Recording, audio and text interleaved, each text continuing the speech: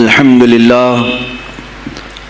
لله الحنان المنان الذي خلق الإنسان وعلمه البيان والصلاة والسلام على رسوله سيد الإنس والجان وعلى آله وأصحابه ذوي الخير والإحسان أما بعد فأعوذ بالله من الشيطان الرجيم بسم الله الرحمن الرحيم ألا إن أولياء الله لا خوف عليهم ولا هم يحزنون الذين آمنوا وكانوا يتقون لهم البشرى في الحياة الدنيا وفي الآخرة لا تبديل لكلمات الله ذلك هو الفوز العظيم صدق الله مولانا العظيم وبلغنا رسوله النبي الأمين المتين المختار الكريم ونحن على ذلك من الشاهدين والشاكرين والحمد لله رب العالمين۔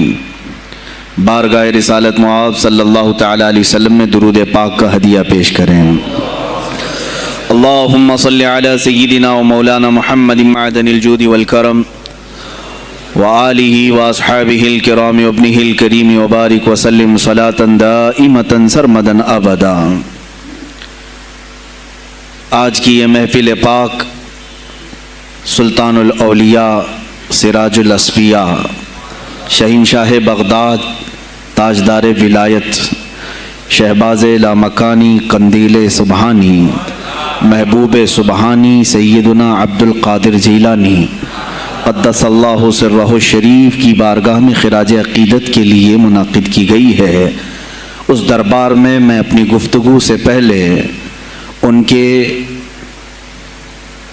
عظیم عاشق جس کو دنیا سنیت فنا فی الغوث اور مجدد میت حاضرہ کے نام سے جانتی ہے، امام احمد رضا خان قادری فاضل بریلوی رضی اللہ تعالی عنہ کی جو خراج عقیدت پیش کی ہوئی منقبت ہے، اسی سے میں بارگاہ غوث میں اپنی گفتگو کا آغاز کرتا ہوں۔ اے سلطان الاولیاء، اے شہنشاہ بغداد، واہ کیا مرتبہ اے غوث ہے بالا تیرا، اونچے اونچوں کے سروں سے ہے قدم اعلیٰ تیرا۔ توجہ، اونچے اونچوں کے سروں سے ہے قدم اعلیٰ تیرا، ارے سر بھلا کیا کوئی جانے کہ ہے کیسا تیرا۔ اے غوث پاک، سر بھلا کیا کوئی جانے کہ ہے کیسا تیرا، اولیاء ملتے ہیں آنکھیں وہ ہے تلوہ تیرا۔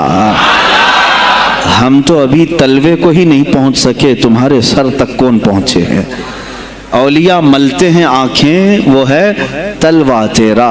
وہ شہنشاہ بغداد اگر ممبر پر کھڑے ہو کر کے اعلان کر دے قدمی ہادی علی رقبت کل ولی اللہ، میرا یہ پاؤں تمام اولیاء کی گردنوں پر ہے، تو پھر ہند کے خطے سے معین الدین اجمیری بھی یہ کہتے ہوں کہ بل علی رأسی و علی عینی، اے سلطان الاولیاء صرف آپ کا قدم گردن پر نہیں میرے سر پر بھی ہے۔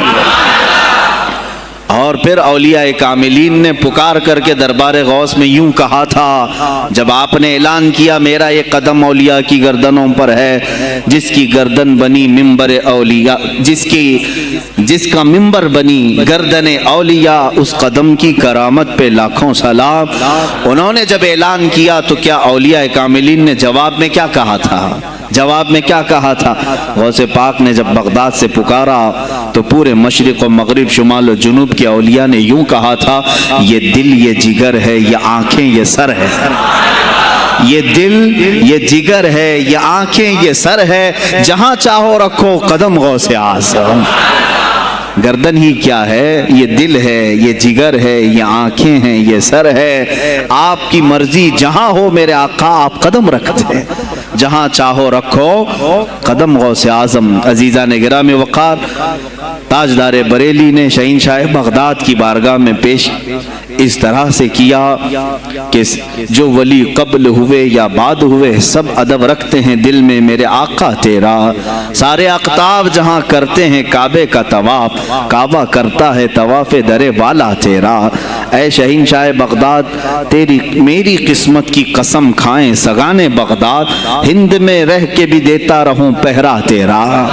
ہند میں رہ کے بھی دیتا رہوں پہرا تیرا۔ سرکار بغداد کی بارگاہ میں پھر استغاثہ کرتے ہوئے اعلیٰ حضرت بریلوی رحمۃ اللہ تعالیٰ علیہ یوں عرض کرتے ہیں، اے شہنشاہ بغداد، تجھ سے در، در سے سگ، اور سگ سے ہے مجھ کو نسبت، میری گردن میں بھی ہے دور کا ڈورا تیرا۔ اس نشانی کے جو سگ ہیں نہیں مارے جاتے، جس کی گردن میں قادری پٹا ہو، جس کی نسبت سلسلہ قادریہ سے ہو گئی ہو، اس کے لیے اعلیٰ حضرت بریلوی فرماتے ہیں اس نشانی کے جو سگ ہیں، ہم کتا پاک ہیں شہنشاہ بغداد کے، اس نشانی کے جو سگ ہیں نہیں مارے جاتے، حشر تک میرے گلے میں رہے پٹا تیرا۔ اور اے سننے والو، میں نے اپنے آپ کو سگ کہا، کتا کہا، تو کہیں تم اس خیال میں نہ آ جانا کہ کتا معمولی ہوتا ہے۔ آگے اعلیٰ حضرت نے اس کا بھی سوایہ کر دیا، کیا دبے جس پہ حمایت کا ہو پنجہ تیرا، کیا دبے جس پہ حمایت کا ہو پنجہ تیرا۔ ارے شیر کو خطرے میں لاتا نہیں کتا تیرا، شیر کی تک پرواہ نہیں کرتا غوث پاک کا کتا۔ تو میں نے اپنے آپ کو کتا کہا تو اس بھول میں نہ رہ جانا کہ کتے کو کوئی بھی مار لے جائے گا، اٹھا لے جائے گا۔ ہم نے کہا ہے دربار غوث کا کتا جو شیر کو بھی خطرے میں نہیں لاتا ہے۔ عزیزان گرامی وقار، بارگاہ غوث میں جو جھوم کر کے اشعار امام احمد رضا خان فاضل بریلوی رحمۃ اللہ تعالیٰ علیہ نے بیان کیے ہیں، وہی ہماری گفتگو کا خلاصہ بھی ہیں۔ سرکار بغداد سیدنا عبد القادر جیلانی رضی اللہ تعالیٰ عنہ، یقیناً آپ کے ولی کامل ہونے پر تقریباً پوری امت کا اتفاق ہے۔ اتفاق کا مطلب صرف بریلویوں کا نہیں، دیوبندی بھی مانتے ہیں، اہل حدیث بھی مانتے ہیں، شیعہ بھی مانتے ہیں۔ غوث پاک رضی اللہ تعالیٰ عنہ کی ولایت سے ان میں سے کسی کا انکار نہیں۔ آج بھی بغداد میں جائیں، لنگر بٹ رہا ہوتا ہے، شیعہ بھی کھا رہے ہیں۔ غوث پاک رضی اللہ تعالیٰ عنہ کا لنگر آج بھی بٹ رہا ہے۔ بغداد کی وہ ایک ایسی بارگاہ ہے جہاں سنی اور شیعہ دونوں ہیں، دونوں تسلیم کرتے ہیں ان کی ولایت کو۔ اب رہے بات اہل حدیث کی یا دیوبند کی، ان کی کتابیں اٹھاؤ تو پتہ چل جائے گا کہ غوث پاک کے متعلق انہوں نے کیا کیا نہیں لکھا۔ پیر پیراں، میر میراں، شہنشاہ بغداد، بلکہ شیخ ابن تیمیہ جو ہر ولی کی تنقید کرتا تھا، ہر صوفی پر تان و تشنیع کرتا رہا، اس نے اپنی کتاب میں لکھ دیا کہ میرے پاس اتنی تواتر تک، تواتر کہتے ہیں اتنے لوگوں کا بیان کرنا کہ جن کا جھوٹ پر جمع ہونا محال ہو۔ شیخ ابن تیمیہ کہتا ہے میرے پاس اتنی تواتر سے کسی اور کی کرامتوں کا ذکر نہیں پہنچا جتنا شیخ عبد القادر جیلانی کا پہنچا ہے۔ الفضل لما شہید بہ الاعداء، فضیلت تو اس کی ہے جس کی دشمن بھی گواہی دے رہے ہوں۔ عزیزان گرامی وقار، سرکار بغداد رضی اللہ تعالیٰ عنہ کی ولایت پر تقریباً امت کا اتفاق، بعد میں آنے والے سارے مسلمان انہیں ولی مانتے ہیں۔ اور یہ اور بات ہے کہ ولایت تک سب کا اتفاق ہے، اب غوث کے مقام کے متعلق الحمدللہ ہم منفرد ہیں اس میں، اس لیے کہ ہم انہیں غوث اعظم بھی کہتے ہیں، استغاثہ بھی کرتے ہیں۔ یہ ایک الگ ٹاپک ہے جہاں شرک، بدعت اور کفر کے فتوے لگتے ہیں کہ بریلوی اللہ کو چھوڑ کر اولیاء سے مانگتے ہیں، اور یہ بیویوں سے مانگ لیں تو کوئی حرج نہیں، ہاں اپنے بچوں سے مانگ لیں تو کوئی حرج نہیں، بلکہ چپراسی اور نیتاؤں سے مانگ لیں تو کوئی حرج نہیں۔ کسی صاحب نے آ کر کے مجھ سے کہا تھا آپ غوث اعظم کیوں کہتے ہیں؟ اعظم اللہ ہوتا ہے سب سے اعظم، غوث کہیں ٹھیک ہے۔ سلفی صاحب تھے، ہم نے کہا کہ آپ کو سرکار عبد القادر جیلانی کو غوث اعظم کہنے پر اعتراض ہے، لیکن ایک چوڑا چمار ملک کا پرائم منسٹر بن جائے تو اسے وزیر اعظم کہہ دیتے ہیں، کوئی دقت نہیں آپ کو، وہاں اعظم کہتے ہیں آپ، اعظم کہنے میں آپ کو وہاں جھجک بھی نہیں آتی، اور غوث پاک کو اعظم کہنے میں آپ کو شرم آنے لگتی ہے۔ یہ اپنے اپنے نصیبے کی بات ہے، آپ کا اعظم کوئی اور ہے، ہمارا اعظم کوئی اور ہے۔ عزیزان گرامی، سرکار بغداد شہنشاہ ولایت سلطان الاولیاء سیدنا عبد القادر جیلانی رضی اللہ تعالیٰ عنہ، ماں کے پیٹ سے ہی ان کو ولایت عطا کی گئی۔ یہ وہ اولیاء میں سے ہیں جن کا پیدائشی اللہ تعالیٰ نے منتخب فرمایا ہے۔ بلکہ جس وقت آپ کی ولادت ہوئی یہ شعبان کا آخری دن، اور آپ کی والدہ ماجدہ کے بطن سے آپ اس عمر میں پیدا ہوئے جب عورتوں میں اولاد کی امید ختم ہو چکی ہوتی. آپ کی ماں کی عمر 60 سال کی تھی جب آپ پیدا ہوئے. یہ خود اپنے آپ میں ایک کرامت ہے. اور سرکار بغداد رضی اللہ تعالیٰ عنہ جب جیلان میں پیدا ہوئے تو آپ کا معمول تو دیکھیں، آپ کی ماں خود بتاتی ہیں دوسرے سال غالباً لوگوں کو چاند میں شک ہو گیا، 29 کا چاند نظر آیا کہ نہیں آیا. بعض کہنے لگے ہو گیا ہوگا، بعض کہنے لگے نہیں ہوا ہوگا. تو یوم الشک کہتے ہیں، یعنی 30واں جو شعبان کا ہوتا ہے وہ ایک رمضان بھی ہو سکتا ہے، 30 شعبان بھی. تو لوگ آئے حضرت فاطمہ ام الخیر کے پاس جو غوث پاک کی ماں ہیں، پوچھا کہ کل کا چاند ہوا کہ نہیں ہوا، ہمیں شک ہو گیا ہے. آپ نے کہا چاند ہو گیا ہے اور رمضان شروع ہو چکا ہے. کہا کیسے؟ کہا صبح سے میرا بیٹا عبد القادر دودھ کو منہ نہیں لگایا ہے، اور میرے بیٹے کا یہ معمول ہے پچھلے رمضان سے ہی جس وقت غوث پاک پیدا ہوئے رمضان شروع تھا.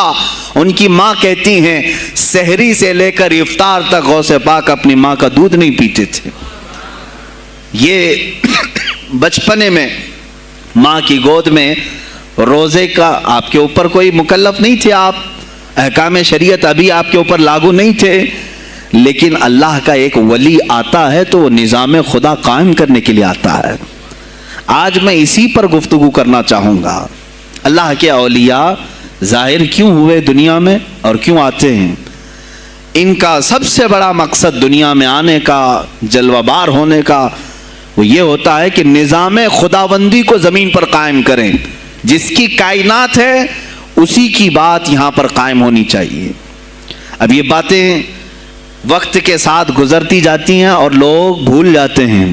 آپ سب کو پھر میں یاد دلا دوں، میرے عزیز، میں نے بھی اور آپ نے بھی اللہ سے ایک وعدہ کیا ہے. ہماری روحوں نے اللہ سے وعدہ کیا ہے. جب اللہ تعالیٰ نے ہمیں پیدا بھی نہیں کیا تھا اس وقت ہماری روحوں کو بلا کر اس نے ایک وعدہ لیا، الست بربکم، کیا میں تمہارا رب نہیں ہوں؟ میں تمہارا مالک اور خالق نہیں ہوں؟ تو سب کی روحوں نے کہا تھا قالوا بلا وربنا، کیوں نہیں مولا، تو ہی تو ہمارا رب ہے. رب تعالیٰ نے فرمایا کیا تم اسی وعدے پر برقرار رہو گے دنیا میں جانے کے بعد؟ سب نے کہا تھا ہم وعدہ کرتے ہیں مولا اسی پر باقی رہیں گے. یہاں آنے کے بعد کتنے وہ لوگ ہیں جو اس کی ربوبیت کا اقرار کرتے ہوئے اس کائنات میں صرف اس کے گن گاتے ہیں. کفار و مشرکین تو وعدہ خلاف ہیں، توڑ دیے، انہوں نے اللہ کے علاوہ کسی اور کو خدا بنا لیا. لیکن تم نے اللہ اکبر تو کہا، زبان سے تو تم نے تسلیم کیا، لیکن تمہارا رہن سہن یہ بتاتا ہے کہ تمہارا مالک کوئی اور ہے. کسی اور کو راضی کرنے میں لگے ہوئے ہو، کسی اور کی دریوزہ گیری کر رہے ہو، کسی اور کی خوشامدی میں کھڑے ہوئے ہو.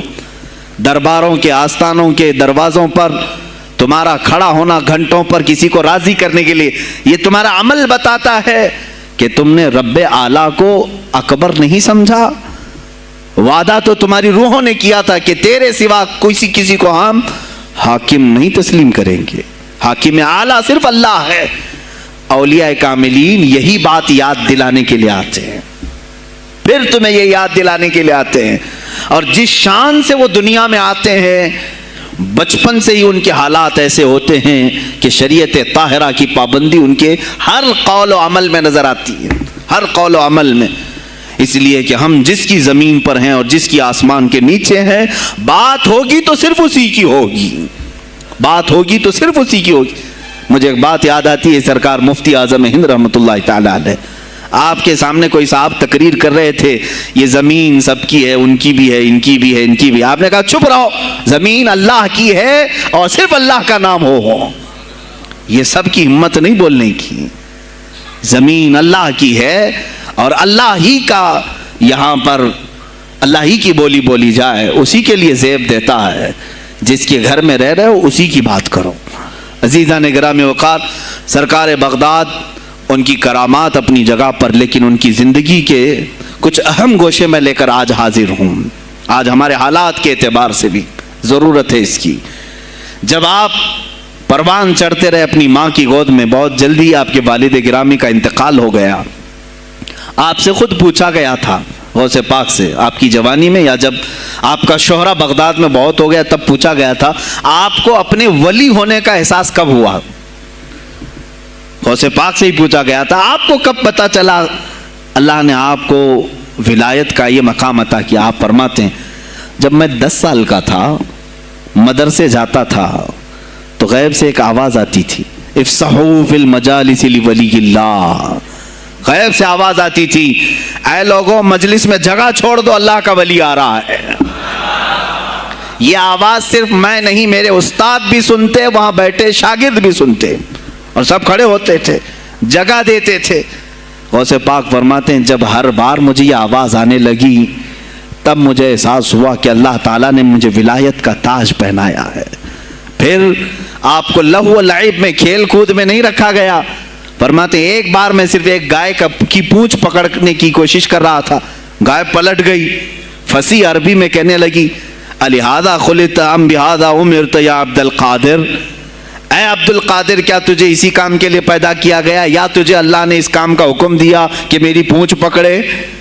غوث پاک فرماتے ہیں میں چونک گیا کہ ایک جانور مجھ سے عربی میں بات کر رہا ہے۔ اور اس کے بعد وہ گائے خود کہنے لگی اے عبد القادر تجھے اللہ نے اپنی مخلوق کے لیے بنایا ہے، اپنے بندوں کو راہ راست پر لانے کے لیے۔ غوث پاک فرماتے ہیں اس کے بعد زندگی میں کبھی کھیل کود کی خواہش بھی نہیں آئی، کھیل کود کی خواہش بھی نہیں آئی، کبھی تصور بھی نہیں کیا۔ اور جب آپ جیلان سے نکل کر بغداد آئے، بغداد کے جو حالات تھے وہ آپ نے بہت قریب سے مشاہدہ کیا۔ میرے عزیزو آج کے جو حالات ہیں نا، آج کے جو حالات میں نے پڑھا اس سے بھی زیادہ ڈینجر حالات اس زمانے کے تھے۔ آج لوگ حالات کی شکایت کرتے ہیں، بہت سارے علماء مولانا ہم سے یہ کہتے ہیں حالات اب صحیح نہیں ہیں، ویسے نہیں ہے پہلے۔ میں تمہیں غوث پاک کے حالات بتاتا ہوں، اس وقت سیاسی حالات کیا تھے۔ اس وقت سیاسی حالات اتنے خطرناک ہو چکے تھے، بغداد میں شیعوں نے اپنا گڑھ جمایا تھا، یہاں تک کہ ہر عالم پر، ہر واعظ پر، ہر امام مسجد پر پابندی تھی۔ سیدنا ابو بکر صدیق اور حضرت عمر کا کوئی نام نہیں لے سکتا تھا، کوڑے مارے جاتے تھے۔ شیخین کا اگر کسی نے نام لے لیا کسی عالم نے، کوڑے مارے جاتے تھے۔ خلیفہ واثق باللہ تک یہ تاریخ چلی بغداد میں، اور سلطنتیں ٹوٹ چکی تھی، سیاسی حالات اس قدر خراب ہو چکے تھے، چھوٹی چھوٹی ٹکڑیوں میں بٹ چکے تھے مسلمان۔ مصر کی طرف دیکھیں تو فاطمی حکومت قائم ہو گئی تھی، وہ اپنے آپ کو فاطمی کہہ رہے تھے۔ بغداد میں عباسی خاندان حکومت کر رہا تھا، اور وہ بھی سمٹ کر کے صرف بغداد کے اطراف رہ گئی بس۔ پھر ترکی کی طرف دیکھیں تو سلجوکی خاندان تھا، ایک ایک ٹکڑا حکومت کر رہا تھا، اور یہی آپس میں دست بگریباں تھے، ایک دوسرے سے لڑ رہے تھے۔ اور پھر پلس اس پر ایسا کہ بازنطینی جو عیسائی تھے، صلیبی تھے، ان سلطنتوں کو آپس میں لڑا کر کے اس قدر شدت پیدا کر چکے تھے کہ بغداد والا مصر نہیں جا سکے، مصر والا ترکی نہ آ سکے۔ پھر ادھر بخارا، سمرقند، نیشاپور، یہ جو رشیا میں ہیں آج، ازبکستان وغیرہ میں، یہاں الگ ایک سلطنت قائم تھی، اور ہند میں الگ کفرستان تھا۔ سب جگہ الگ الگ حالات تھے، اور مسلمانوں کے لیے اس زمانے میں ایسے حالات ہو گئے جیسے لاک ڈاؤن ابھی کا سیم۔ میں آپ کو بتا دوں سچویشن لاک ڈاؤن میں کیا ہوا تھا معلوم ہے؟ یہ ہمارے طلبہ دیکھیں 8 مہینے سے بیٹھے ہوئے ہیں، مدارس میں نہیں گئے، حفظ قرآن کر رہے تھے، عالم دین بن رہے تھے، مدرسے بند ہیں نا، گھروں میں بیٹھے کچھ تو آوارہ گردی کر رہے ہیں۔ اسی طرح کالج کے بچے بھی، اسکول کے بچے بھی، سب چھوٹے ہوئے ہیں لاک ڈاؤن کی وجہ سے۔ سیم یہی سچویشن اس زمانے میں ہوئی۔ بغداد علمی مرکز تھا، کوفہ اور بصرہ علم کے مرکز تھے۔ آپسی رنجشوں کی وجہ سے بادشاہوں کی طلبہ ایک جگہ سے دوسری جگہ کا سفر نہیں کر سکتے تھے، بغداد کے سارے مدرسے بند پڑے ہوئے تھے، کیونکہ طلبہ آ نہیں سکتے۔ کہاں سے آئے تم؟ مصر سے آئے، واپس جاؤ، اس سلطنت میں کیا کر رہے ہو؟ اس طرح کی سختیاں۔ یہاں تک کہ یہی زمانہ ہے جب حسن بن صباح نام کا ایک ایسا منافق جس نے اس زمانے کے بادشاہوں کو خرید لیا اور کچھ لوگوں کو نشے کا خوگر بنایا. حشیشین وغیرہ آپ نے سنا ہوگا, صلاح الدین ایوبی کا زمانہ ہے یہ. غوث پاک سے صرف 4 سال بعد صلاح الدین ایوبی آئے, صرف 4 سال بعد. اس زمانے میں حسن بن صباح نے ہزاروں نوجوانوں کو نشے کا عادی بنا دیا تھا, ہزاروں نوجوان. اور کیسا نشہ, کوکین افیون وغیرہ سب تو لے کر کے تو لوگ ہوش میں آ جاتے ہیں. وہ ایسا تھا کہ اس نے جو نشہ دکھایا تھا, ایک چھوٹے سے کمرے میں ان کو رکھتا اور انہیں بتاتا کہ یہ درخت ہیں, یہ نہر ہے, یہ محل ہے, یہ حور ہے, تو اسے وہ جنت ہی سمجھتے تھے. اور پھر اس کمرے سے باہر نکالتا اس کو, تڑپ تڑپ کے آدمی مر جاتا کہ مجھے میری جنت میں واپس کرو. وہ جنت نہیں کمرہ ہوتا تھا, لیکن نشہ اسے ایسا کرایا جاتا تھا کہ اس کمرے کو وہ جنت سمجھنے لگتا تھا. اور ان نوجوانوں سے کیا کرایا جاتا تھا, ان کو نشے کا عادی بنا کر کے باہر نکالا جاتا, انہیں ٹارگٹ دیا جاتا, فلاں مجلس میں جاؤ, فلاں خلیفہ کو قتل کرو, فلاں وزیر کو مارو, فلاں سپاہیوں کو مارو, فلاں عالم دین کا قتل کرو. اور وہ اپنا ٹارگٹ پورا کر کے آتے اس لیے کہ انہیں نشہ چاہیے تھا. وہ 1 دن 2 دن سے زیادہ اس نشے کے بغیر رہ نہیں پاتے ہیں. وہ اپنا ٹارگٹ کرنے کے لیے اپنی جان بھی جوخم میں ڈالتے ہیں. اس طرح کے کئی حملے خلفاء پر کرائے حسن بن صباح نے. اور جانتے ہیں, میں نے آج تاریخ دیکھی, حسن بن صباح نے علماء اہل سنت کو اس زمانے کے 40,000 علماء کو قتل کرایا. یہ وہ زمانہ تھا جب بغداد کا حال یہ تھا کہ نشہ زیادہ ہو چکا تھا, علم دین کے مراکز بند ہو رہے تھے, اور علماء بولنے میں ہچکچا رہے تھے, ڈر رہے تھے, اور سلطنتیں آپس میں ایک دوسرے سے ٹکرا رہی تھیں. جو خلیفہ بیٹھتا وہ نہایت عیاش قسم کا خلیفہ آتا تھا. اکثر خلیفہ عیاش آئے, ان کے حریم میں, ان کے حرم خانے میں, یعنی ان کے محل میں 40 عورتیں ہوا کرتی تھیں جن کے ساتھ وہ وطی کرتے, جمع کرتے. جبکہ وہ مسلمان خلیفہ ایک بادشاہ کے لیے چاہے کوئی بھی ہو 4 سے زیادہ کی اجازت ہے, 40 کنیزاؤں کے ساتھ وہ زندگی گزار رہے ہوتے. اس میں عیسائی بھی ہوتی, یہودی بھی ہوتی, سب قسم کی ہوتی. یہ خلفاء کا حال تھا. تم کیا کہہ رہے ہو ہمارے زمانے کو؟ ارے حالات برے ہیں, حالات برے ہیں. ابھی اور میں بتاؤں کتنے برے حالات اس زمانے میں تھے. علماء کو کوڑے مارے جاتے تھے اگر بولے. ارے شیخین کا نام لینے پر پابندی بغداد میں لگ گئی ہو, اس سے بڑا اور ظلم کیا ہو سکتا ہے؟ سیدنا ابو بکر صدیق, حضرت عمر کا نام لینے پر کوڑے مارنے لگائے جاتے. ایسے حالات میں شہنشاہ بغداد سیدنا عبد القادر جیلانی بغداد آئے ہیں جب آپ کی عمر صرف 18 سال کی تھی. 18 سال کی جوانی میں آپ نے ملاحظہ کیا, حالات کو دیکھا, تعلیم حاصل کی بڑے بڑے اساتذہ سے. آپ کے اساتذہ فقہ میں الگ ہیں, حدیث میں الگ ہیں, تفسیر میں الگ ہیں, علم کلام میں, کئی علوم و فنون پہ آپ نے مہارت حاصل کی. اس کے بعد حالات دیکھ کر کے آپ نے کیا کہا, یہ اب یہاں سے میں ہر ایک عالم دین کے لیے بشمول من میرے لیے نصیحت سمجھتا ہوں. غور سے سن لیں. غوث پاک رضی اللہ تعالیٰ عنہ کی زندگی میں ایک موڑ ایسا آیا, اور شاید میں نے بھی کبھی کئی مرتبہ اس طرح سوچا ہے, میں کمپیئر نہیں کر رہا ہوں, لیکن سنیں, حالات کو دیکھ کر کے غوث پاک نے جنگل کا رخ اختیار کر لیا. کیا لینا دینا ہے اس دنیا سے؟ اور آپ خود فرماتے ہیں کہ میرے دل میں یہ ارادہ تھا, نہ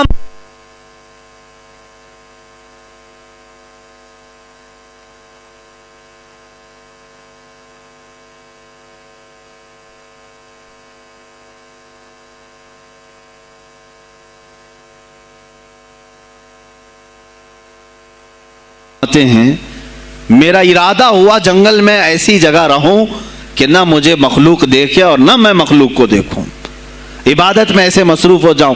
جنگلوں میں آپ عبادت کرتے رہے, لیکن فرماتے ہیں مجھے غیب سے آواز آئی اللہ رب العزت کی طرف سے, کہا اے بندے قادر، آپ کا نام ہی عبد القادر ہے، اے قادر کے بندے، تجھے اللہ نے جنگلوں کے لیے نہیں بنایا، امت مصطفیٰ کی رہنمائی کر، خلق خدا تجھ سے نفع حاصل کرے، واپس آ جا۔ غوث پاک فرماتے ہیں میرا ارادہ تو تھا کہ میں اپنی زندگی اللہ کی یاد میں فنا کر دوں، لیکن میں شہر صرف اس لیے واپس آیا کہ جنگل میں صرف میری اصلاح ہو سکتی ہے، شہر میں پوری امت کی اصلاح ہو سکتی ہے۔ علماء کے لیے یہی آج نصیحت ہے، تم چاہے تو گدی نشین بن جاؤ، سجادہ نشین بن جاؤ، جھولی نشین بن جاؤ، جنگل نشین بن جاؤ، ہو سکتا ہے تمہارے اپنے فائدے کے لیے تم سوچ سکتے ہو۔ میں نے ابھی یہ کہا، میرے دل میں ارادہ تھا کہ گوشہ نشین ہو کر کے اپنی عبادت کریں، اپنی آخرت کی فکر کریں، نہیں، علماء کو اللہ تعالیٰ نے علم عطا کیا ہے امت مصطفیٰ کی رہنمائی کے لیے، یہ امانت ہے، چاہیں تو بھی چھپ نہ سکیں۔ عزیزان گرامی وقار، غوث پاک رضی اللہ تعالیٰ عنہ واپس بغداد آئے۔ اچھا، وہ اتنی عبادتوں کے عرصے میں جانتے ہیں کہاں کہاں کا سفر نہیں کیا انہوں نے؟ جنگلوں کا سفر، صحراؤں کا سفر، بیابانوں کا سفر، یہاں تک کہ سری لنکا کی سرزمین تک پہنچے، ملتان تک آئے۔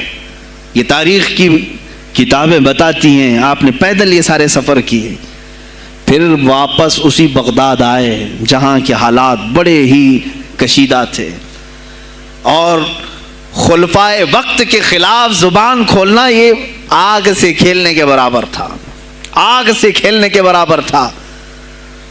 اور سب سے بڑا مسئلہ تو غوث پاک کے لیے یہ تھا کہ آپ بغداد کے نہیں تھے، عراق کے نہیں تھے، آپ جیلان سے آئے تھے۔ جیلان ایران میں ہے، اس زمانے میں طبرستان ایک صوبہ تھا، طبرستان کا ایک شہر جیلان تھا، جیلان سے آئے ہوئے تھے بغداد میں۔ آپ کی زبان فارسی تھی، فارسی زبان کا ایک طالب علم بغداد میں آیا ہے، اور بغداد پورا عربیوں کا ہے، فصیح عربی بولنے والے لوگ، اور نہایت ہی عیاشی میں پڑے ان کی اصلاح کیسے کریں۔ دل میں بار بار یہ احساس ہوتا، غوث پاک فرماتے میری زبان فارسی تھی اور ان کی زبان عربی ہے، میں ان سے خطاب کیسے کروں، ان کو اصلاح کے راستے پر کیسے لاؤں۔ بار بار سوچتے تھے، لیکن دل میں ایک درد ہوتا تھا کہ امت مصطفیٰ کو اس حال میں نہیں چھوڑنا چاہتا۔ ایک دن ایک مسجد میں غمگین حالت میں سوئے، ظہر کا وقت تھا، نماز پڑھ کر کے آپ آرام کر رہے ہیں، اور جیسی آنکھ بند ہوئی سرور کائنات صلی اللہ علیہ وسلم تشریف لائے۔ پوچھا عبد القادر کیوں غمگین ہے میرے بیٹے؟ کہا کہ یا رسول اللہ صلی اللہ علیہ وسلم، زبان میری عجمی ہے، فارسی، میں عربیوں کے بیچ بیٹھا ہوں، اصلاح کرنے کی کوشش کرتا ہوں، لیکن مجھے یہ عجمی سمجھیں گے۔ اللہ کے نبی صلی اللہ علیہ وسلم نے فرمایا تو اپنا منہ کھول۔ آپ نے منہ کھولا، حضور پاک نے اپنا لعاب پاک ڈالا، دوسری بار ڈالا، تیسری بار ڈالا، چوتھی بار ڈالا، پانچویں، چھٹی، 7 مرتبہ حضور پاک نے اپنا لعاب پاک دیا اور کہا عبد القادر اب اٹھ اور بیان کرو۔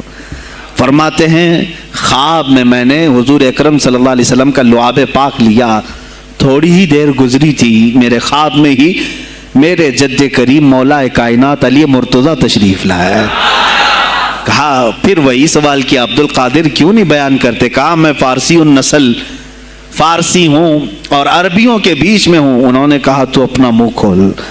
باب العلم، باب مدینۃ العلم، علی کرم اللہ وجہہ الکریم اپنا لعاب پاک ڈالتے ہیں، 1 بار، 2 بار، 3 بار، 4 بار، 5 بار، 6 بار، بس کیا۔ غوث پاک نے کہا نانا جان نے مجھے 7 مرتبہ پلایا، آپ نے 6 مرتبہ۔ علی کرم اللہ وجہہ الکریم فرماتے ہیں میں برابری تو نہیں کر سکتا، وہ رسول کائنات ہیں۔ عزیزان گرامی وقار، غوث پاک فرماتے ہیں پھر میری آنکھ کھلی، اور اسی جامع مسجد میں جب میں کھڑا ہوا اور خطاب کے لیے لوگوں کو پکارا تو دیکھا ادھر سے بھی مخلوق آ رہی ہے، ادھر سے بھی آ رہی ہے، سامنے سے بھی آ رہی ہے۔ مجمع اتنا کثیر کہ تل دھرنے کی جگہ مسجد میں نہیں تھی، اور جب آپ کا خطاب ختم ہونے کو تھا لوگ اپنے کپڑے پھاڑنے لگے اور بے ہوش ہونے لگے۔ इतनी तीर बहदफ कलमात थे कि सीधे सीने में पैवस्त हो जाते, दिलों में उतर जाते। उसके बाद वही दिन था सैयदना अब्दुल कादिर जीलानी को लोगों ने हाथों हाथ उठाया। बगदाद में शोहरा हो गया कि कोई एक अजमी आया है और अरबियों पर फौकियत ले गया है।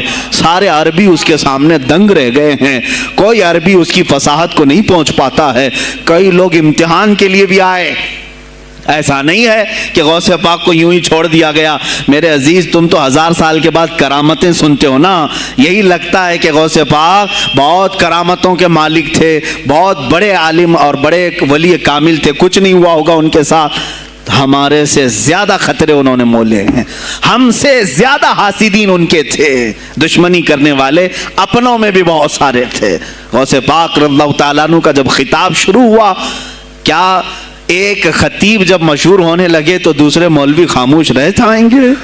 हसद की चिंगारी भड़कती है, वो गौसे पाक के खिलाफ भी भड़की। और बगदाद में जब ये शोरा होने लगा तो कई उलमा उस वक्त के जो बड़े बड़े पाए के आलिम हैं, उनकी किताबें आज भी मौजूद हैं, मैं नाम तज़किरे नहीं कर रहा, लेकिन उन्होंने टेस्ट लेने की गरज से, इम्तिहान लेने की गरज से कई लोगों को सवालात भेजे। एक दिन मजलिस में ऐसा था कि गौसे पाक तफसीर कुरान बयान करते थे। तफसीर कुरान बयान करना गौसे पाक का महबूब मशगला था, रोज़ाना कुरान की तफसीर अर्ज करते। एक दिन मजलिस में बड़े बड़े उलमा की जमात, जिसमें अब्दुर्रहमान जोजी जैसे बड़े फ़कीह मुहद्दिस हैं, इनकी एक जमात आई। कुरान की जो आयत की तफसीर वो कर रहे थे, उस तफसीर को कई किताबों से उन्होंने अखज़ किया और लेकर के आए, मजमे में बैठे हैं। गौसे पाक ने तफसीर शुरू की। एक आयत की कितनी तफसीरें हो सकती हैं, कितनी तफसीरें हो सकती हैं? एक तफसीर बयान किया, उसके बाद कहा इस आयत की एक दूसरी तफसीर ये है। फिर थोड़ी देर के बाद गौसे पाक ने फरमाया इसकी एक तीसरी तफसीर ये है। फिर कहा उसकी एक चौथी तफसीर ये है। फिर कहा उसकी एक पांचवी तफसीर ये है। बयान करते जा रहे हैं, करते जा रहे हैं, यहाँ तक के 13 तफसीरें हो गई। जो बैठे हुए थे वो आशाश करने लगे। उसके बाद इतना ही नहीं, आगे बढ़ते रहे, आगे बढ़ते गए। 40 तफसीरें एक आयत की आपने बयान की। जो आए थे वो खड़े हो गए और उसके बाद गौसे पाक रज़ियल्लाहु ताला अन्हु को देखने लगे। गौसे पाक ने उनको मुखातब करके कहा, ऐ गिरोहे उलमा, ऐ जमात उलमा, तुम 13 तफसीरें याद करके आए थे एक आयत की, क्या वो मैंने शुरू से 13 तक सही बयान किया?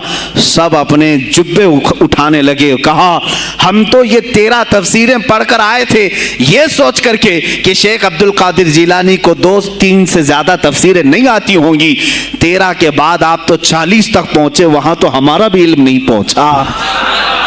जमात उलमा दंग रह गए और उसके बाद तौबा भी किया। कहा हमारे दिलों में बदगुमानी आ गई थी, हम तौबा करते हैं।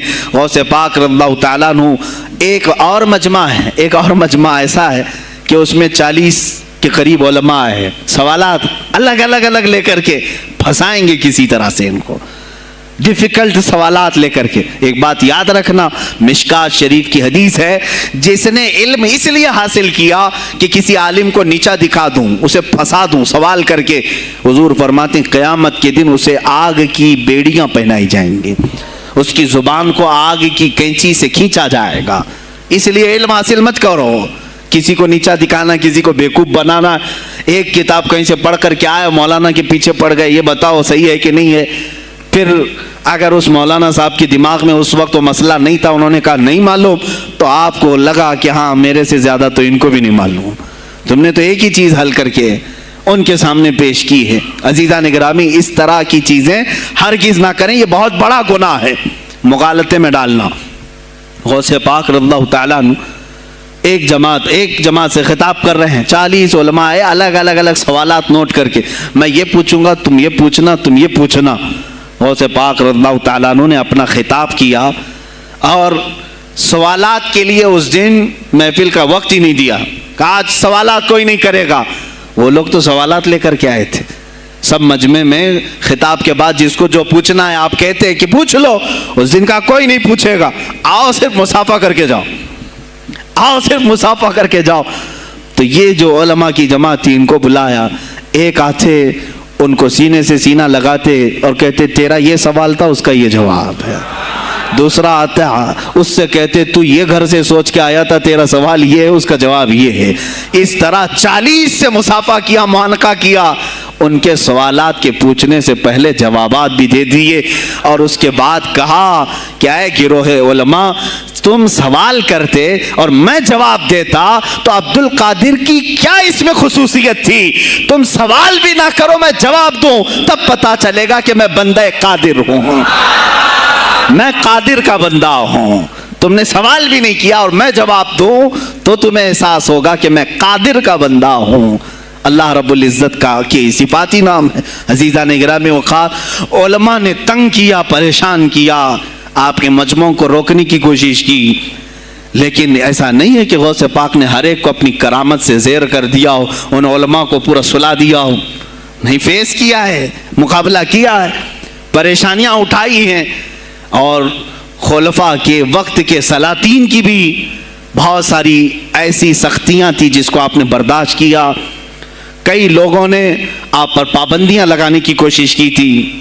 یہ تو سرکار غوث پاک کی استقامت تھی کہ آپ جمے رہے. اور سب سے بڑا کام آپ کا کیا تھا معلوم؟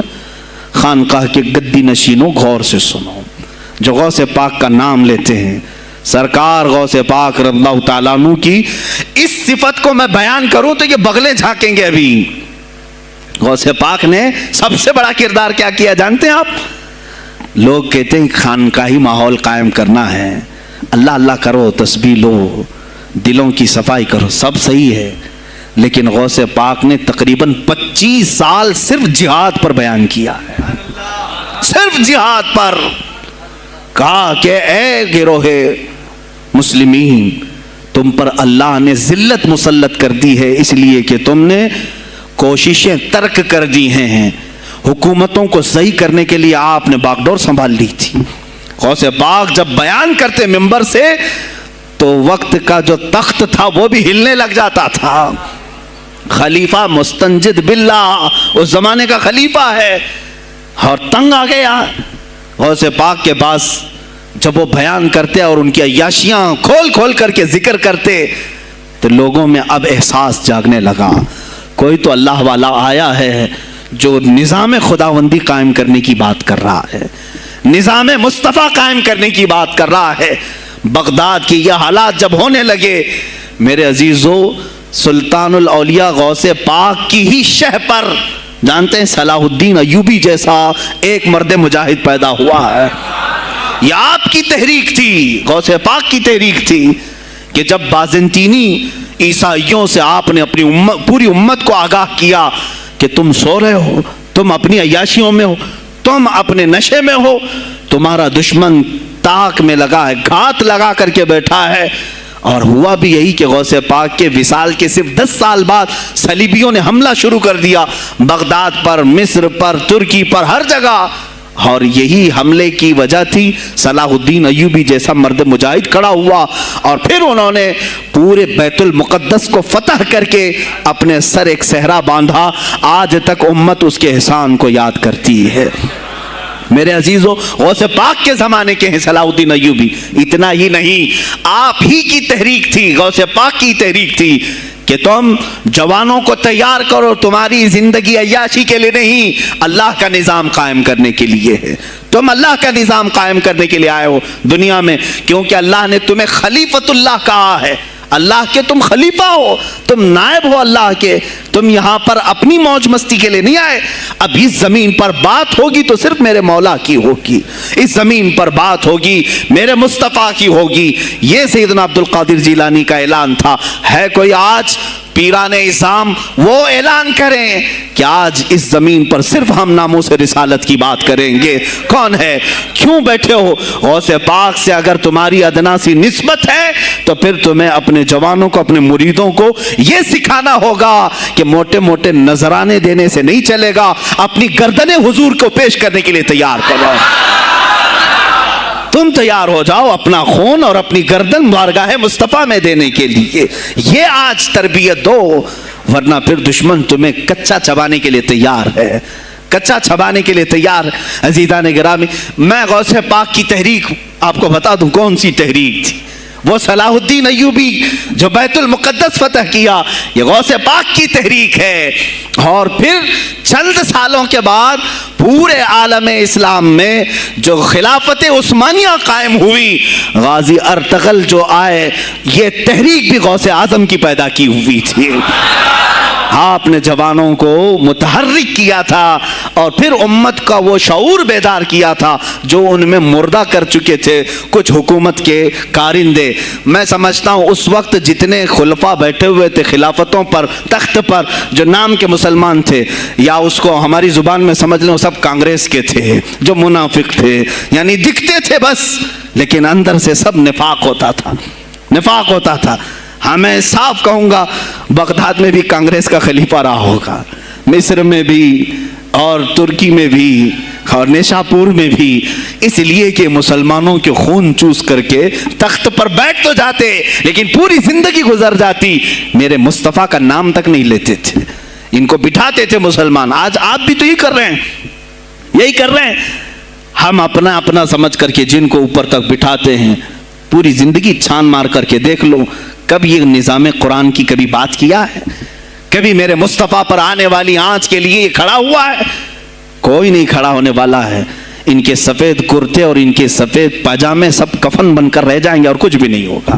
عزیزان گرامی وقار، آپ کو سرکار بغداد رضی اللہ تعالیٰ عنہ کی تحریک میں بتاؤں، ترکی سے نکلنے والی خلافت عثمانیہ یہ غوث اعظم کی پیدا کی ہوئی تحریک تھی۔ اتنا ہی نہیں، آپ کے آخری زمانے میں سرکار خواجہ غریب نواز معین الدین چشتی رضی اللہ تعالیٰ عنہ کی ملاقات بغداد میں ہوئی، معین الدین اجمیری رضی اللہ تعالیٰ عنہ کی ملاقات ہوئی۔ تاریخ دان نے لکھا، آج میں نے پہلی مرتبہ اس کو پڑھا اور آپ کے سامنے پہلی بار بتا رہا ہوں، سرکار بغداد اور حضرت خواجہ غریب نواز کی ملاقات کے بارے میں بہت سارے باتیں چلتی ہیں کتابوں میں بھی، میں نے اپنے مرشد سے بھی پوچھا تھا۔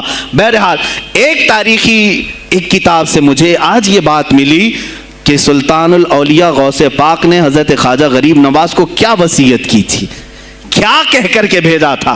ان کے پاس غوث پاک نے، غریب نواز نے بہت ساری انعامات، اوراد، وظائف، طرق، اجازات سب حاصل کیے، لیکن ہندوستان جب آئے کیا کیا انہوں نے؟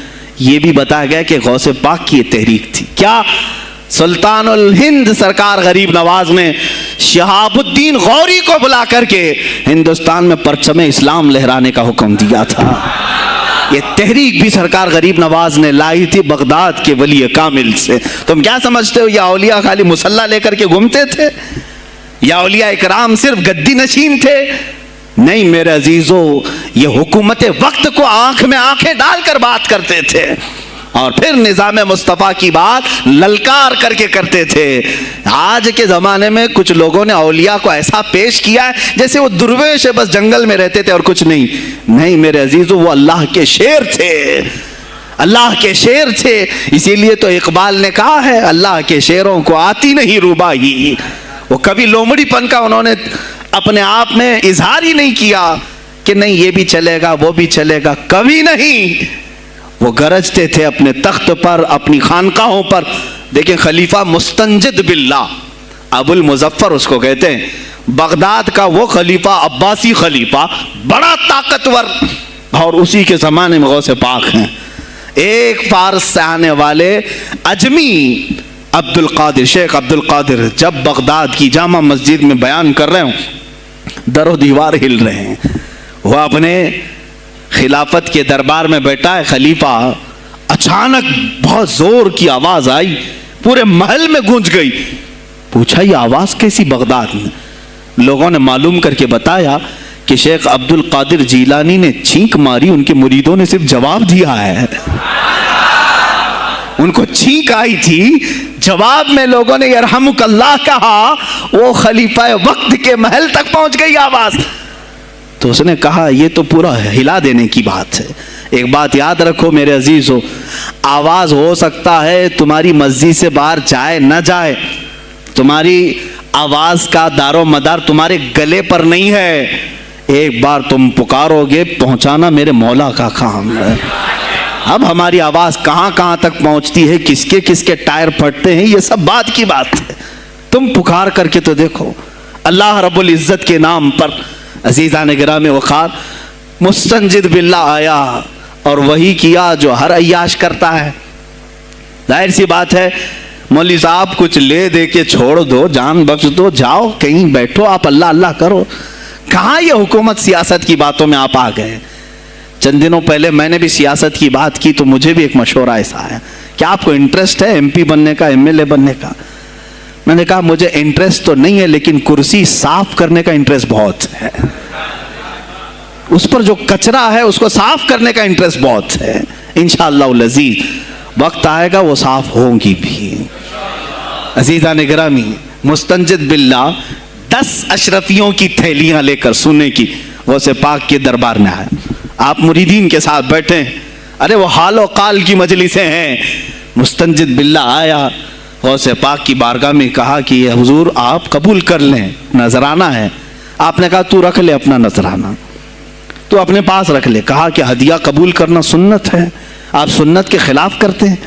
غوث پاک نے کہا اللہ ایک تھیلی لیا اور اپنے بغل میں دبا کر کے اس کو نچوڑنا شروع کیا تو اس سے خون ٹپکنا لگا۔ خون اتنا ٹپکنے لگا تو حاضرین مجلس دم بخود رہ گئے۔ خلیفہ مستنجد باللہ بھی دیکھ رہا تھا۔ غوث پاک نے فرمایا ابھی تو یہ ایک تھیلی ہے، میں 10 کو نچوڑوں گا تو یہ خون تیرے دربار تک پہنچ جائے گا، تیرے دربار تک پہنچ جائے گا۔ تو مجھے وہ اشرفیاں دینے آیا ہے جو تو نے غریبوں کے مال کو چوس کر کے حاصل کیا، تو مجھے خریدنے کے لیے آیا ہے۔ اگر مجھے تیرے خاندان کی حرمت کا خیال نہ ہوتا تو میں آج پورے بغداد کی نالیوں میں اسی کا خون بہاتا۔ خلیفہ مستنجد باللہ بے ہوش ہو گیا اور اس کے بعد جب ہوش آیا اس نے توبہ کیا اور آپ کے ہاتھ پر بیعت بھی کیا۔ اب اس کے بعد وہ خلیفہ ایسا پاک ہوا، نظر غوث جو پڑھی۔ اب اس کے بعد دربار خلافت کے حالات کیا ہو گئے سنیں۔ میں آج سیاست پر بات کر رہا ہوں۔ اب خلیفہ مستنجد باللہ کا دل جب صاف ہوا، 8 دن کے بعد وہ حاضر آیا، کہا سلطان الاولیاء اے شیخ عبد القادر جیلانی آپ حکم فرمائیں کہاں کس طرح کا گورنر رکھنا چاہیے، گورنر کس طرح کا ہونا چاہیے آپ دیں۔ غوث پاک نے اپنے خلفاء کو حکم دیا کہ لسٹ بنائی جائے، اسلامی سلطنت میں گورنر کون ہوگا۔ لسٹ بنی، کہا وہ ہوگا جس کی تہجد قضا نہیں ہوتی، وہ گورنری پر آئے گا جو سنت رسول کو ہلکا نہیں سمجھتا ہوگا، وہ گورنری پر آئے گا جس کی نمازیں کوئی قضا باقی نہ رہی ہوں، اس لیے کہ جو اللہ کا قرضہ باقی رکھے گا وہ لوگوں کا بھی مال کھا جائے گا۔ آپ نے لکھایا نام، خلیفہ مستنجد باللہ نے آپ کے اشارے پر گورنر پورے تبدیل کر دیے۔ ہر جگہ پر ایسے لوگوں کو رکھا جو سرکار غوث پاک کے یا تو مرید تھے یا خلیفہ تھے یا شاگرد تھے، اور ان کے دلوں میں اللہ کا خوف تھا اور وہ پورے بغداد اور آس پاس کی سلطنتوں کو سنبھالے ہوئے تھے۔ ایک وقت ایسا آیا کہ وہی چند سال پہلے جو بغداد نشے میں ڈوبا ہوا تھا، 10 سالوں کے بعد لوگ کہنے لگے کہ آج بغداد ایسا لگ رہا ہے جیسے عمر بن خطاب کا زمانہ آ گیا ہو، عمر بن خطاب کا زمانہ آیا ہو۔ تم نے تو غوث پاک کی 11ویں کھائی ہے نا، اصلاح حکومت ان سے نہیں سیکھا، وہ آئے تھے نظام تبدیل کرنے کے لیے۔ آج میں علماء سے بھی یہی کہوں گا، تم حق بات تو پہنچاؤ قوم تک۔ آج حالات ایسے ہیں میرے عزیزوں، ڈر اور خوف ان کے سینوں پر طاری ہوا۔ کس بات سے ڈرتے ہو؟ کیا تم نے اللہ کی ذات پر ایمان نہیں لائے؟ یہ نہیں کہتے ہو موت و حیات اللہ کے ہاتھ ہے، رزق اللہ کے ہاتھ ہے، پھر ڈرتے حکومت وقت سے کیوں؟ مجھے ابھی چند دنوں پہلے ایک میسج یہ بھی آیا تھا کہ حضرت آپ تو پاکستان کے علامہ خادم حسین کی تعزیت پر بیان کر رہے ہو، آپ دیکھ نہیں رہے یہاں کا ماحول کیسا ہے؟ عزیزان گرامی اس دن مجھے افسوس اس بات پر ہوا، سوال پر، ہائے افسوس، اس قدر تمہارے ضمیر مردہ ہو گئے، اس قدر تم بزدل ہو گئے، لاکھوں لوگوں کے دلوں میں شمع عشق مصطفیٰ جگانے والے پر تمہاری زبان بند ہے۔ तुम्हारी जुबान बंद है।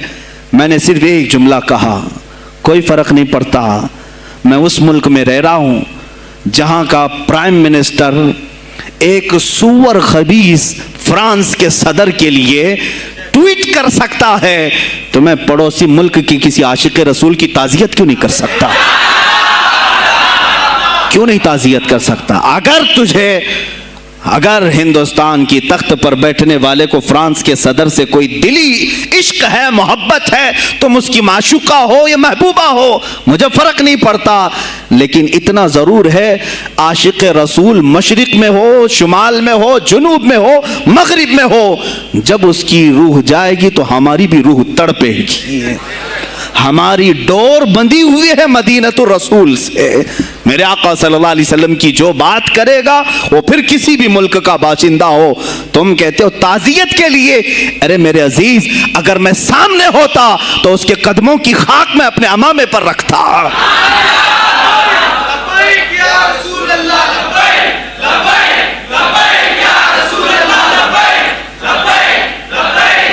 अजीज़ान गिराम वक़ार, ये बहुत खामोशी हमने इख्तियार की, बहुत खामोशी, कोई बात नहीं। तुम देखोगे हालात ख़राब होने की जो शिकायत आज कर रहे हैं उलमा, तुम सब के सब जाओगे। मुझे अभी बच्चों ने बताया कोई कांग्रेस के लीडर का इंतकाल हो गया तो पीर साहब ताज़ियत के लिए बाहर खड़े हो गए, बाहर आ गए, हम उनकी ताज़ियत करते हैं। डूब मरो चुल्लू भर पानी में, तुम्हारी गद्दी पे ही मर जाओ। तुम्हारी जुबानों पर जब आशिक रसूल के लिए ताज़ियत के अल्फाज आने में हिचकिचाहट आती है, कौन सा इश्क रसूल, कौन सा कलमा तुमने पढ़ा है? गौसे पाक की अगर तुम्हारे अंदर जरा बराबर भी निस्बत है तो मैं कहूँगा मेरे अजीज़ो, सुल्तानुल औलिया गौसे पाक आशिक रसूल ही नहीं, फना फिर रसूल थे। मेरे नबी की बात पर अगर कोई उंगली भी उठाता, आप या तो अपनी करामत से उसका मुंह तोड़ जवाब दे देते। किसी ईसाई ने सिर्फ ये कहा था मेरे नबी ईसा अफजल है, वो मुर्दों को जिंदा करते थे, आपको जलाल आया, कहा मोहम्मद अफजल नहीं है इसलिए कि वो मुर्दे जिंदा नहीं करते थे, आप उसका हाथ पकड़कर कब्रिस्तान ले गए। मेरे नबी पर बात करता है, मैं तुझे जिंदा करके दिखाता हूं। अपनी करामत से मुर्दे को जिंदा करके दिखाया। अब बोल कौन अफजल है, ईसा अफजल है कि मैं अफजल हूं? तूने तो ईसा अलैहिस्सलाम को मुर्दे जिंदा करते देखा तो नहीं, लेकिन अब्दुल कादिर को सामने देखा। गौसे पाक ने कहा मैं अपना मुआजना ईसा अलैहिस्सलाम से नहीं करता हरगिज़, लेकिन याद रखना मेरे नबी पर अगर जुबान खोलेगा तो अब्दुल कादिर अपने कदम से उसको जवाब देगा। वो जवाब देते आपकी जिंदगी नामूस रिसालत की हिफाजत के लिए गुजरी है। सुल्तानुल औलिया गौसे पाक रज़ियल्लाहु तआला अन्हु की बारगाह में जब एक सवाल आया कि लोग कहते हैं नबी हर जगह कैसे हाजिर हो सकते हैं, आपने खुद करके दिखा दिया। कोई साहब आए, कहा हमारे घर दावत है, आप तशरीफ लाएं, कहा ठीक है आता हूँ। थोड़ी देर बाद दूसरे आए, कहा हमारे घर दावत है, आप आए। सेम टाइम पे कई 70 लोग आए, सबकी दावत कबूल की।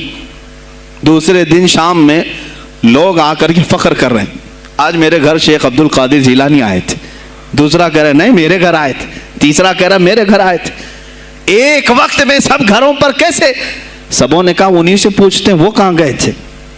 जब लोग आए तो सुनने में यह आता है कि आप एक दरख्त के नीचे बैठे थे, लोग सवाल करने के लिए आए, सब आपस में कह रहे हैं हमारे घर आए थे, हमारे, आप बताएं क्या किसके घर गए थे? तो उन्होंने कहा दरख्त के ऊपर देखो। तो लोगों ने दरख्त के ऊपर निगाह डाली तो देखा हर पत्ते पर शक्ल अब्दुल कादिर नजर आ रही है। फरमाते हैं अल्लाह ने अब्दुल कादिर को ये इतनी कुदरत दी है कि बैक वक्त वो कई जगहों पर हाजिर हो सकता है। तो जब एक गुलाम रसूल को अल्लाह ने ये ताकत दी तो रसूल मुख्तार को कितनी ताकत दी होगी। उन्होंने नामों से रिसालत को वाज़ेह किया है। मेरे अजीज़ों, औलिया कामिलीन इसीलिए आते हैं, वो नबी का परताव बन करके आते हैं, और आज उनके नाम की 11वीं खा करके मोटे हो रहे हैं, बस और कुछ नहीं। और लोग ये समझते हैं नफ्स को मोटा करके तुम अपनी जुबानों में घी लगा चुके हो, बोलोगे तो पकड़े जाओगे, बोलोगे तो तुम्हारे ऊपर केस हो जाएगा। हो नहीं तो मेरे अजीज़ों, आज तो हालात ऐसे हैं, मैं रो पड़ा कल जब मुझे ये रिपोर्ट मिली कि सिर्फ हिंदुस्तान की सोशल मीडिया पर 25,000 पोस्ट मेरे नबी की शान में गालियां दी गई हैं। 25,000 लोगों ने गुस्ताखी की है। तुम भी तो रात भर इंटरनेट चलाते हो, पूरा का पूरा वक्त अपने मोबाइल में सर्व करते हो। जाना है तुम्हें भी मेरे आका की बारगाह में, याद रखना हुजूर पाक सल्लल्लाहु ताला अलैहि वसल्लम के दरबार में जाने वाले हो और तुम्हारा कोई उज़्र कबूल नहीं किया जाएगा। हज़रत साद बिन रबी की वो बात मुझे याद आती है, जंगे उहद में हुजूर की हिफाजत के लिए लड़ते लड़ते मैदान में ऐसे आ गए थे काफिरों के कि आपके गोश्त के टुकड़े उड़ रहे थे, जिस्म के गोश्त के टुकड़े उड़ रहे थे। मेरे आका देख रहे थे। शाम का वक्त हुआ, उहद का मैदान, हवाजें, सन्नाटा, 70 लाशें पड़ी हुई थी साहबा की। अल्लाह के नबी ने पुकारा, मेरे साद को ढूंढो, कहां है साद, कहां है? साहबा कहते हैं हम आवाज देने लगे, साद तुम जिंदा हो, रसूल तुझे बुला रहे हैं। हजरत साद बिन रबी 7 लाशों के नीचे दबे हुए थे और सांसें भी चल रही थी, सांसें चल रही थी। साहबा ने जब आवाज देना शुरू किया कि रसूल पाक याद कर रहे हैं, वहीं से वो हरकत करने लगे। अंदर से आवाज दी, ए जवानों, साद जिंदा है, मैं यहाँ लाशों के नीचे दबा हुआ हूं। हटाई गई लाशें तो देखा उनके जिस्म में कुछ बचा ही नहीं था, कुछ नहीं था, सब फट चुका है, पेट को तक चाक किया गया है, सांसें बाकी।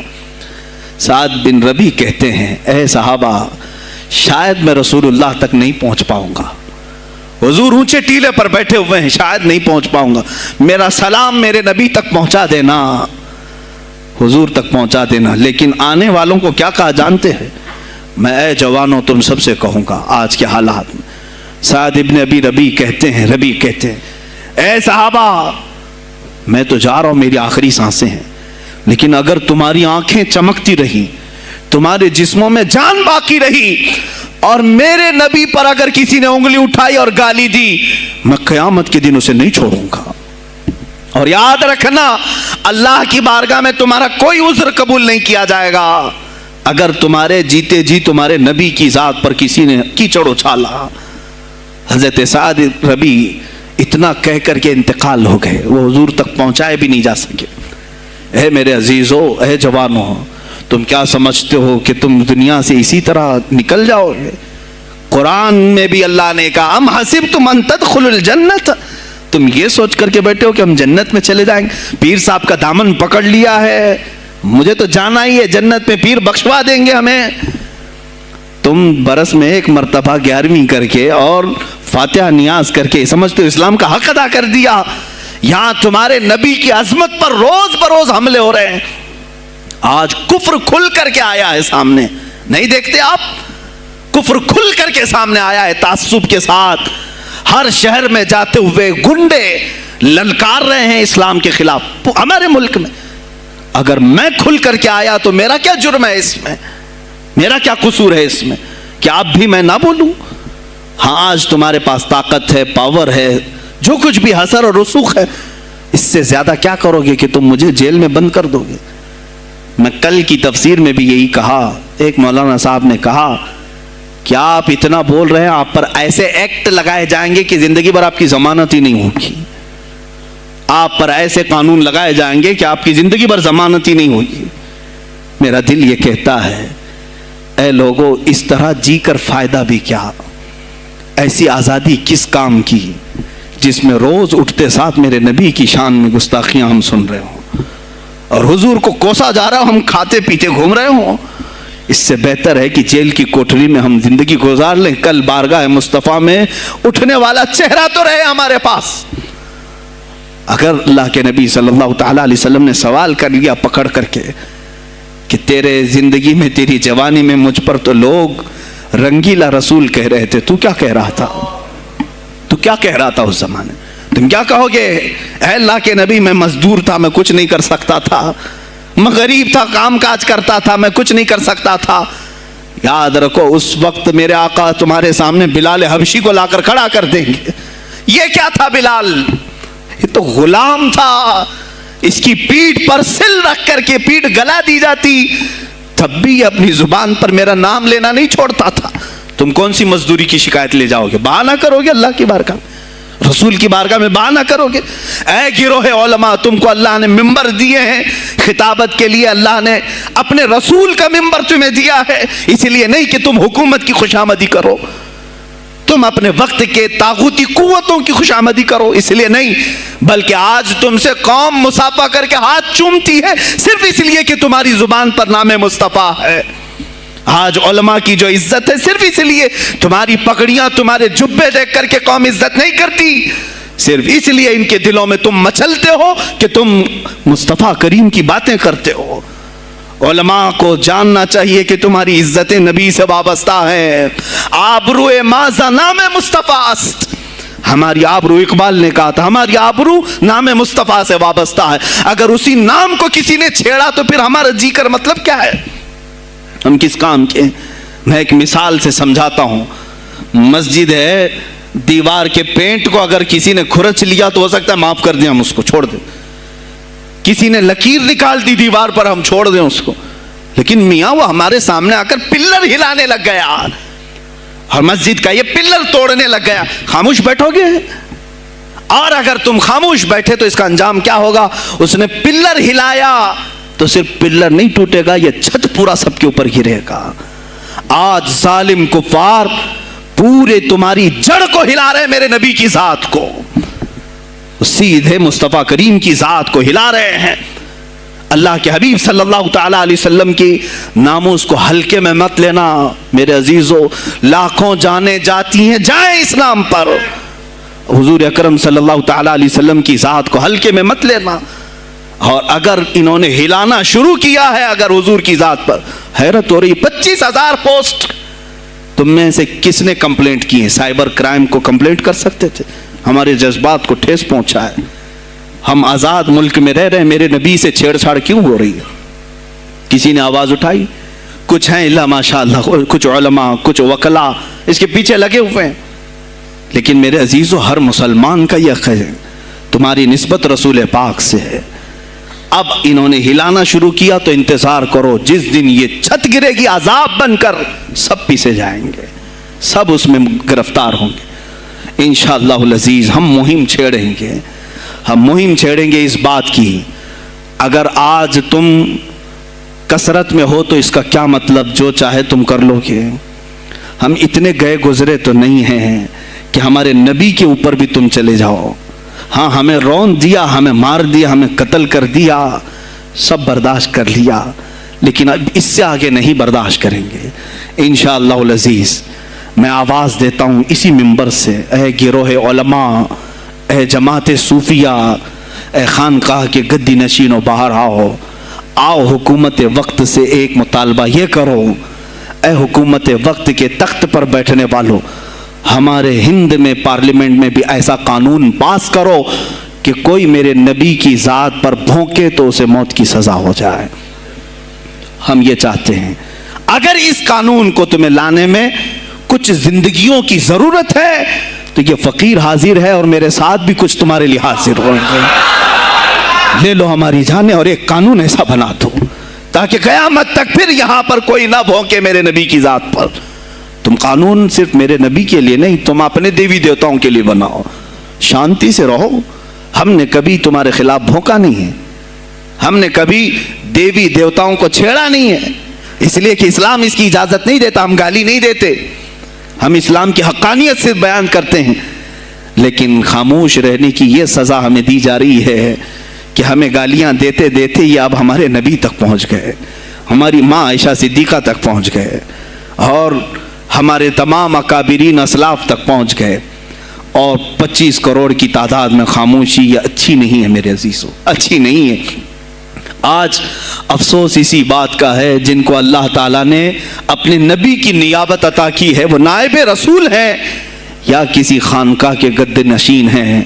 तुम ये मत समझ लेना कि तुम्हारे आबा व अजदाद कमाल के थे, बुजुर्गान दीन थे, तुम छूटे जाओगे। नहीं, सवाल तो होगा, तुम्हें सवाल होगा, मुझसे भी होगा। मैं ये नहीं कह रहा हूं कि मैं कोई अलग हूं, सवाल होगा। आओ सर जोड़ करके हम इस सिलसिले में कोशिश करें। गौसे पाक रज़ी अल्लाह ताला अन्हु का यही मैसेज था। हिंदुस्तान में शिहाबुद्दीन गौरी ने जो परचम इस्लाम लहराया وہ آج تک اس کی دین ہے کہ مسلمان زندہ ہیں، یہاں مسلمان باقی ہیں۔ پوری دنیا میں نظام کو صحیح کرنے کے لیے آواز اٹھانا یہ بھی اولیاء کاملین کی بات ہے، ان کی صفات ہیں۔ صرف اپنی خانقاہ میں اللہ اللہ اور ذکر کرانا ہی ان کا کام نہیں تھا، وہ دلوں کو تو دھلتے ہی تھے، لیکن جو نظام سنبھال رہا ہوتا اس کی باغ ڈور کو بھی دھلتے تھے، اس کی بھی صفائی کرتے تھے۔ تو اللہ کا ڈر رکھنے والا کرسیوں پر آئے، جو کسی کا خون چوسنے والا نہ آئے۔ عزیزان گرامی وقار، اپنے سیاسی شعور کو بھی بیدار کرو، سیاست کو سمجھو، تم کب تک استعمال ہوتے رہو گے؟ اب اس میں علماء کو بھی آنا چاہیے کہ ان کے سیاسی شعور کو بیدار کرے۔ تمہارے ساتھ آج جو کھیل کھیلا جا رہا ہے، تم ہر ایک کی جے وجے کرتے ہوئے ہر پارٹی کے پیچھے جاتے ہو، تم نے آج تک اپنا قائد نہیں ڈھونڈا، اپنا قائد نہیں ڈھونڈا۔ اور ان کو دیکھو، وہ کہتے ہیں کہ اگر پیٹرول 200 لیٹر بھی ہو جائے تو ہمارے قائد تو یہی ہیں، اس لیے کہ ہمارا ہم مذہب ہے، وہ ہمارے مذہب کی بات کرتا ہے۔ تمہارا کون ہے میرے عزیز؟ تم کسی پر متفق نہیں ہوتے، اور جو تمہارے لیڈر ہیں وہ کسی اور کے پلو میں چھپے ہوئے ہیں، ہاں کسی اور کی گود میں بیٹھے ہوئے ہیں، جا کر کے یہ سارے مسلمانوں کو کسی اور کے ہاں بیچ کر کے آتے ہیں۔ یہ سیاسی شعور بیدار کرو۔ مجھے معلوم ہے میری یہ باتوں کا سب سے زیادہ ایکشن کون لے گا، مجھے معلوم ہے سب سے زیادہ کس کو کھلبلی مچے گی، وہ بھی مجھے معلوم ہے، اسی لیے کہ میں ان سیکولر پارٹیوں کے بارے میں بول رہا ہوں جو چہرہ سیکولر بتا کر کے ہم آپ سب کے ووٹ لے کر کے چلے جاتے ہیں، اور پھر مجھے بتاؤ جن کو تم اپنا مسیحا سمجھ کر کے ان کے پیچھے جے جے کرتے گھومتے رہتے ہو، تمہارے مذہب پر آج کیا حملے نہیں ہوئے ہیں، کیا نہیں ہوئے؟ کشمیر آج تک جل رہا ہے، کہاں یہ کانگریس کیوں نہیں بات کرتی ہے جو پورے مسلمانوں کی مسیحا ہے؟ کہاں ہے وہ سماجوادی، وہ بی ایس پی، فلاں فلاں فلاں جو پارٹیاں جن میں سب مسلمان جاتے ہیں؟ کیا ان کو اتنا بھی شعور نہیں کہ وہ پارلیمنٹ میں اس کے خلاف بات کریں، کہیں کہ یہ مسلمانوں کے ساتھ ظلم ہو رہا ہے، ہم ان کے ووٹ لیتے ہیں؟ نہیں بات کریں گے، یہ صرف اور صرف تمہیں استعمال کرتے ہیں، اور انہیں معلوم بھی ہے ہم نے ان سب کو خریدا ہے، ان کے لیڈروں کے منہ میں اپنی زبان رکھی ہوئی، یہ کوئی بولے گا نہیں، انہیں معلوم ہے۔ تمہیں یہ اندازہ نہیں میرے عزیزو، آج میں بولوں تو لوگوں کو تکلیف ہوگی۔ کشمیر کے ایسے حالات ہیں، رو رہے ہیں وہاں پر۔ ایک مولانا ہیں، مسجد کے امام ہیں، انہوں نے کہا، باضابطہ حلفیہ کہا نوجوان میرے پاس نماز کے لیے آتا تھا، اس نے یہ کہا کہ حضرت کیا سوسائڈ کرنے کی اجازت ہے؟ کہا کیوں؟ کہا میرے گھر میں کچھ لوگ داخل ہوئے، میں ان کا نام ذکر نہیں کر رہا ہوں، کچھ لوگ داخل ہوئے، مجھے ہاتھ باندھ کر کے کھڑا کیا، میری ماں اور میری بہن کو ننگا کیا، میرے سامنے کپڑے اتارے اور ان کی عزت لوٹی، اور اس کے بعد مجھے ہاتھ کھول کر کے چھوڑ دیا۔ مجھے بتائیں اس کے بعد بھی جینے کا کوئی مقصد رہتا ہے؟ مجھے بتائیں اس کے بعد بھی جینے کا کوئی حاصل ہے؟ یہ سب تمہارے ساتھ بھی ہوگا۔ جہاں میجورٹی ان کی مسلمانوں کی تھی وہاں یہ ننگا ناچ کر کے دکھایا ہے، تو یہاں تو تم بہت قلت میں ہو، تمہارے ساتھ بہت کچھ ہو سکتے ہیں، اب بھی اگر خاموش رہے۔ اسی لیے میں بار بار کہتا ہوں، اٹھو وہ گھر نہ حشر نہ ہوگا پھر کبھی، دوڑو کہ زمانہ چال اپنی چل گیا۔ تم اپنی سیاست کو منتخب کرو، تم اپنی قیادت کو منتخب کرو، اور اگر ابھی بھی سیاسی لاشعوری کی زندگی گزارتے رہو گے، لقمے بنتے چلے جاؤ گے، یہ کھاتے چلے جائیں گے۔ بات میں سلطان الاولیاء غوث پاک کی کر رہا تھا، لیکن مجھے یہ حالات پر گفتگو ضرور کرنی ہے، اس لیے کہ مجھے معلوم نہیں ہے کہ میری زبان پر کب تالے لگائے جائیں گے یا میری گردن پر کب چھری پھیری جائے گی، مجھے اس کا اندازہ نہیں۔ لیکن اے مسلمانوں، تم میری ذات سے الجھتے ہو تو الجھ جاؤ، مجھے اگر بلیم کرتے ہو، تانے مارتے ہو تو مار لو۔ چند دنوں کی بات ہے، جب تک میری سانسیں چل رہی ہیں تب تک مجھے گالیاں دو گے، لیکن جس دن میں بھی دنیا سے جاؤں گا اس دن تم ہماری باتیں یاد رکھو گے، اس دن یاد کرو گے۔ مجھے اپنے بچوں کو یہی بتانا ہے کہ اب وہ دور آیا ہے جہاں ممبروں سے بھی بولنے میں اب گھبراہٹ ہے، لوگ اپنے خوف کے مارے ایسے ہیں کہ اپنی روزی روٹی کے چکر میں میرے مصطفیٰ کی گالیاں سننا برداشت کر رہے ہیں۔ دیتا ہے دینے دو نا، ہمارا کیا بگڑتا ہے؟ इस पोजीशन में तुम आए हो आज, तुम्हारा इमाम जब इतना बुज़दिल है तो तुम्हारे दिलों में कौन सा ईमान बाकी रह जाएगा। इसलिए शऊर पैदा करो। अगर औलिया की निस्बत तुम्हारे दिल में जरा बराबर भी बाकी है तो उठो मेरे अजीजों, आप क़यामत के दिन जवाब दे होंगे मेरे नबी सल्लल्लाहु ताला अलैहि वसल्लम की अजमत पर। आज जो हमले हो रहे हैं यह हमारी ज़िंदगी का सबसे बड़ा इश्यू है। आज मुतालबे करो, मांगो तो किस चीज़ को मांगो? बस ये है कि मेरी नबी की इज्जत सलामत रहे, मुझे दुनिया में और कुछ नहीं चाहिए। इतना मुतालबा तो कर सकते हो, इतना मुतालबा करो और फिर देखो मेरे मुस्तफ़ा की तरफ से इनाम क्या मिलेगा, अल्लाह की तरफ से इनाम क्या मिलेगा। अरे वो मर्द कलंदर जो पाकिस्तान में अभी शहीद हुआ, किस बात का ऐलान करता था, किसको पुकारता था, किसको ललकारता था?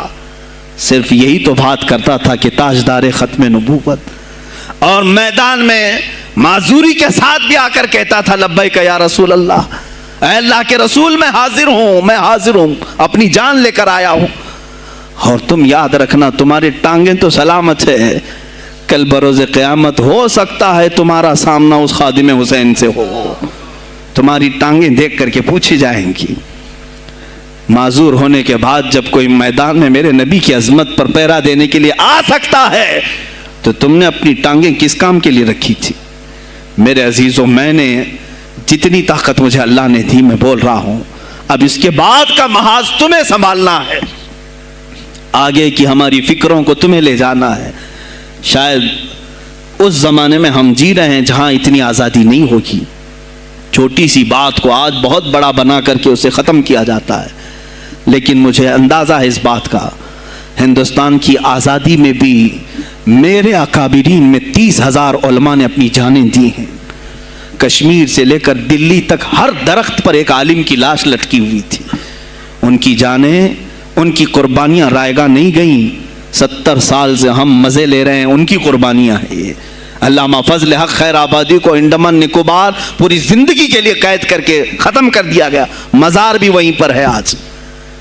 तो आज मुझे अंदाज़ा है अगर मैंने इस बात की शुरुआत की है, हो सकता है ये जो कुछ भी हमारे साथ करें, लेकिन मुझे मेरे रब्बे जुल जलाल की ज़ात पर यकीन है।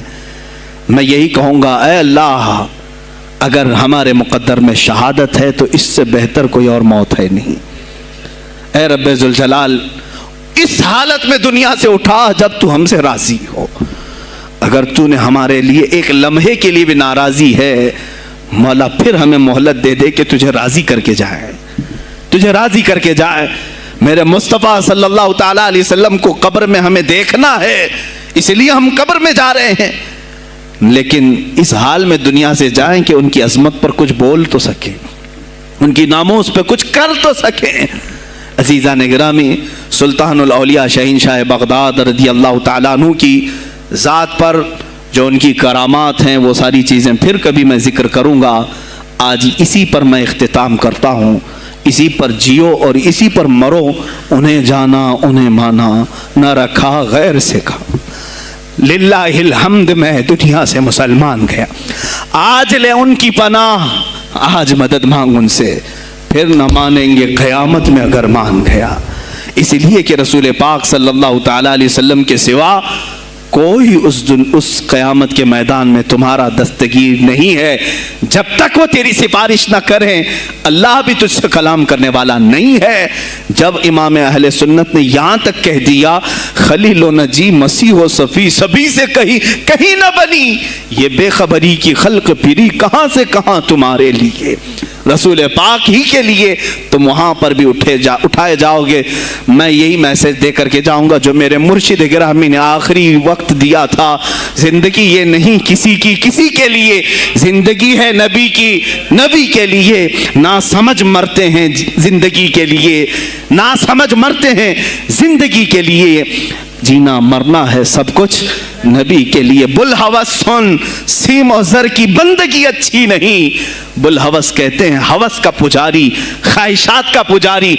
मेरा मुर्शिद ये कह कर गया है हमें, बुल हवस सुन, सीम और ज़र की बंदगी अच्छी नहीं, उनके दर की भीख अच्छी, सरवरी अच्छी नहीं, उनके दर की भीख अच्छी, सरवरी अच्छी नहीं।